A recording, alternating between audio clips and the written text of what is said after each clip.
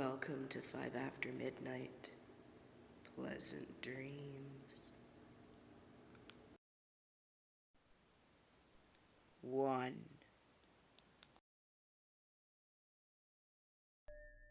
When I was younger, maybe 5 or 6 years old, my parents would take my sister and I out hiking a lot.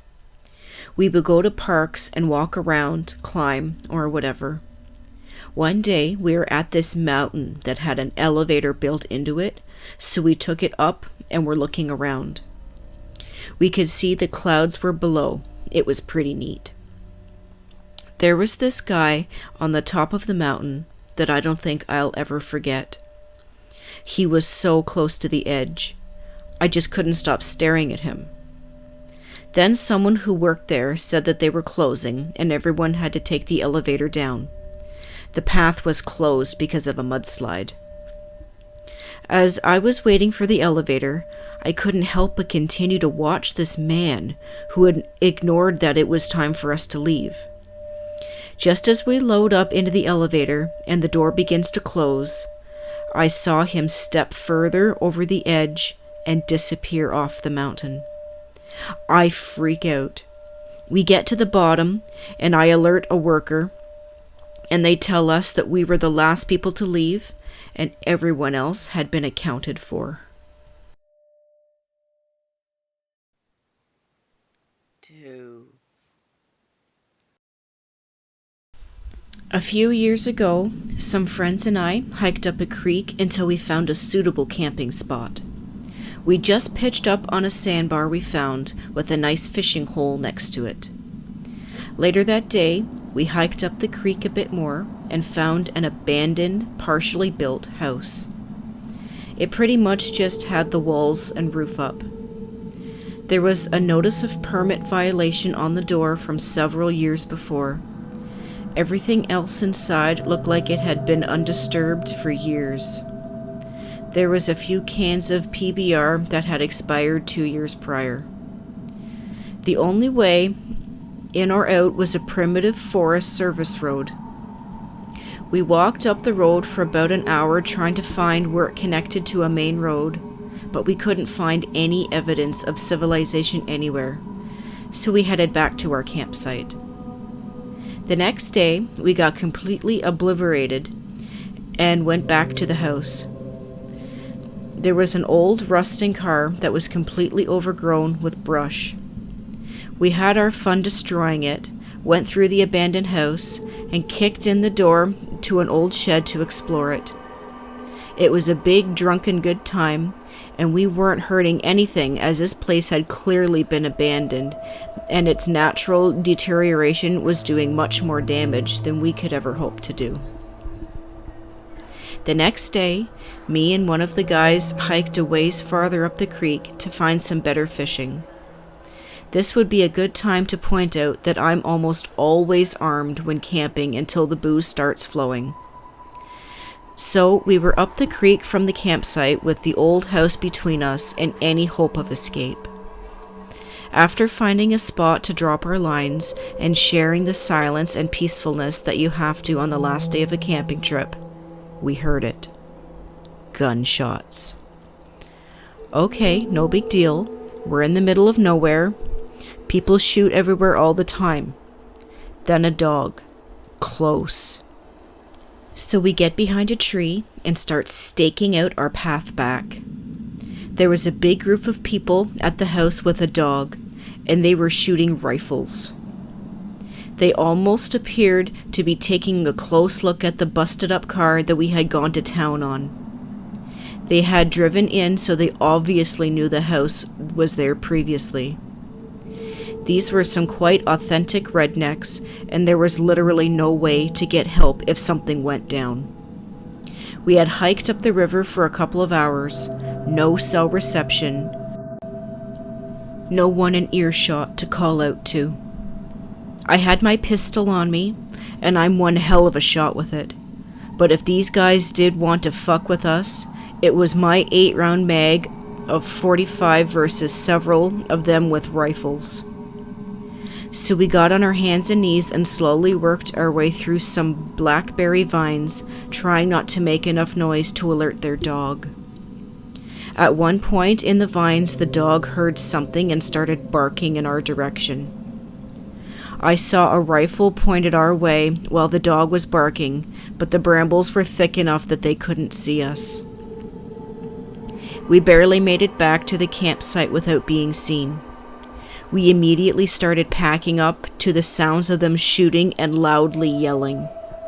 It was pretty terrifying, and at several points I thought we were going to be seen and have to go toe-to-toe with a bunch of rednecks with guns asking why we property and why their stuff was all fucked up. Lesson learned. No matter how abandoned something looks, just leave it the fuck alone.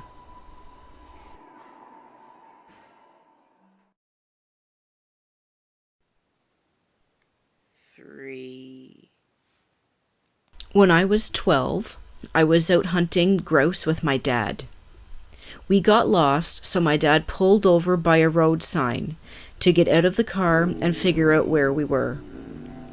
All of a sudden, this guy, who was hiding in the ditch behind the sign, got up and forcefully tried to convince my dad to give him a ride. He was yelling and demanding we let him in the car. I was still sitting in the vehicle, so I had to load my shotgun, which is a big safety no-no. My dad told him that he was not going to give him a ride and he wasn't getting in our car, so the guy is continuing to yell at my dad. He's getting more threatening. My dad manages to get into the vehicle without him, and we speed off. Now I'm in the car with a loaded shotgun, and my dad is Mr. Gun's safety. I'm now trying to figure out how to get the shells out of the gun without my dad knowing. As we pull away, my dad breathes a sigh of relief and says to me, "You would have wasted him if you had to, eh?" I said that I would have, and then I ejected the shells. My dad says, "Good boy," and he was okay with that.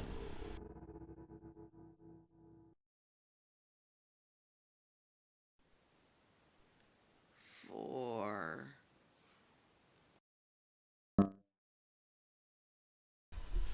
I went on a hike last fall to take some photos and hit a trail that I haven't seen before. I drove part of the way out there, but didn't see any vehicles on the narrow road.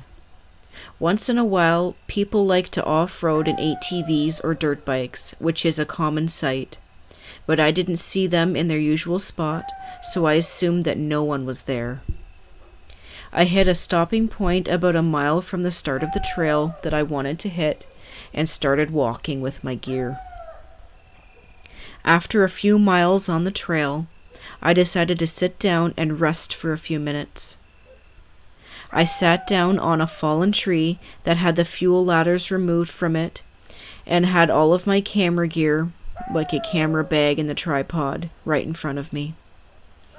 I put my earbuds in and started listening to Get Lonely by the Mountain Goats on shuffle, and I started drinking water from my canteen. Halfway through Moon Over Goldsboro, I hear a faint "hey" right behind me. I was immediately on my feet and almost to the point of shitting a Toblerone, one earbud dangling from my head and my canteen on the ground pouring water. The guy who snuck behind me, he probably walked, but I didn't hear him at all because of my earphones, was wearing an unwashed, crummy gray-colored shirt, some carpenter's jeans that he probably had been wearing for the past year, and a rifle resting in his arms. He had a skullet with dirty hair, kind of looked like Christopher Lloyd's character from that old Dennis the Menace movie. Took me about 10 seconds to get my composure just to say hi. There was a silence afterwards for another 10 seconds. I figured he would ask me for something, apologize for startling me, or kill me. This guy was like the Terminator. No facial expressions, just a blank face. Then he finally said, "You see any deer around here?" I looked around a little bit and just whimpered, "No." Slight pause, he faintly said, "Okay," and started walking down the trail that I was traveling down. I grabbed my shit when he got out of view and left the way that I came. I've lived in the area for most of my life. I know all of the rural people in the area, and I have never seen this guy in my life. When I got in my car and shut the door, there was just silence. I remember him saying, "You see any deer around here?" It hit me that deer season didn't even start for another month. I never take my iPod on hikes anymore.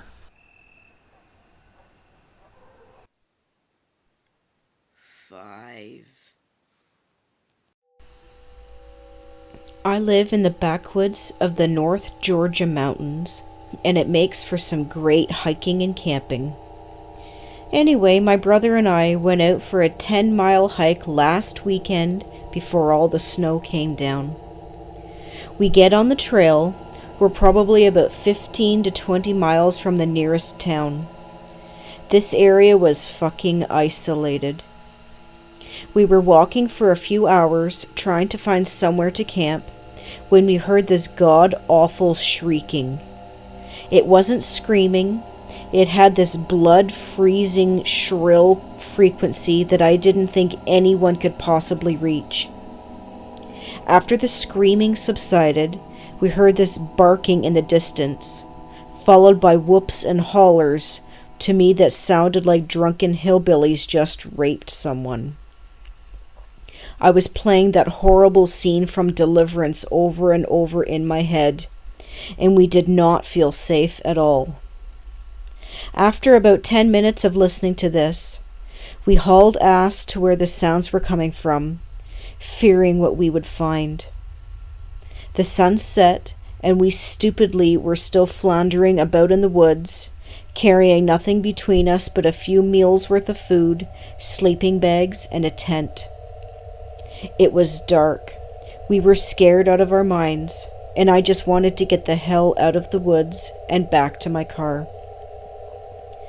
At around 8, the sun had long set, and we were wandering around shivering with our flashlights. We didn't have any weapons on us but mini tools. My brother just said, "Screw it, let's set up camp here." We knew we were lost, and we were very cold. We set up our tent haphazardly, piled in, and slept uneasily. The next morning, my brother prodded me awake. He was shaking from cold and from fear. Our tent's rain fly had been torn off, I figured by the wind. We stepped outside, and promptly both of us almost shit ourselves. The tent fly was torn to shreds on the ground, the stakes upended, and there was a fucking noose hanging from the tree across the clearing. Naturally, we broke camp and ran almost 4 miles through the woods to come out by a road. We followed the road to where I parked my car, and we got the hell out. In 19 years of living in the middle of nowhere, I've never felt more vulnerable in the woods.